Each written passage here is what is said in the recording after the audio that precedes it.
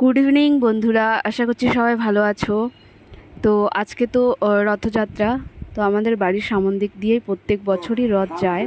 তো আমরা বাড়ির সামনেই দাঁড়িয়ে থাকি, এখান থেকেই আমরা রথ ধরে নিই, রথ দেখতে পাই আর রথ ঠাকুর ছুঁতে পারি, প্রণাম করতে পারি। তো বাইরে আমাদের কোথাও যেতে হয় না। আমাদের এখানে মদন বাড়ির থেকে রথ বেরোয়, আর সে মাসির বাড়ি যাবে, সেই জেলখানার ওখানে আগে রাখতো, এখন জানি না কোথায় রাখে। তো এখান দিয়ে আমাদের বাড়ির সামন দিক দিয়ে প্রত্যেকবার যায়।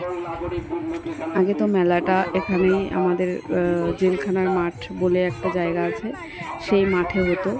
এখন তো ওখানে গ্রাউন্ডে কিছু হয়েছে, যার জন্য ওখানে বন্ধ হয়ে গেছে। এখন মেলাটা কোথায় হয় ঠিক জানা নেই। তো আজকে একটু বৃষ্টিও হচ্ছিল, মানে সন্ধ্যের টাইমে, তো সেজন্য আর যাওয়া হয়নি মেলা।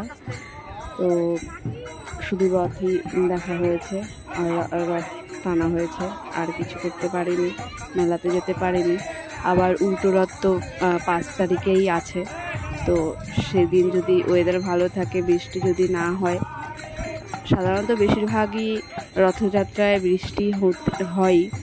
তো এবারও হয়েছে, হালকা হয়েছে, বেশি হয়নি। তো যে সময় যাওয়ার টাইম ছিল সেই সময় বৃষ্টি হচ্ছিল, তো সেজন্য আর যাওয়া হয়নি।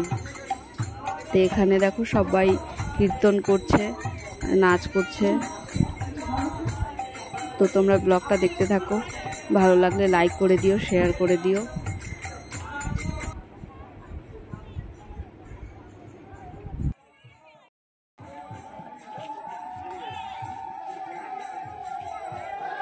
তো ফাইনালি দেখো এখন রথ চলেই এলো সামনে।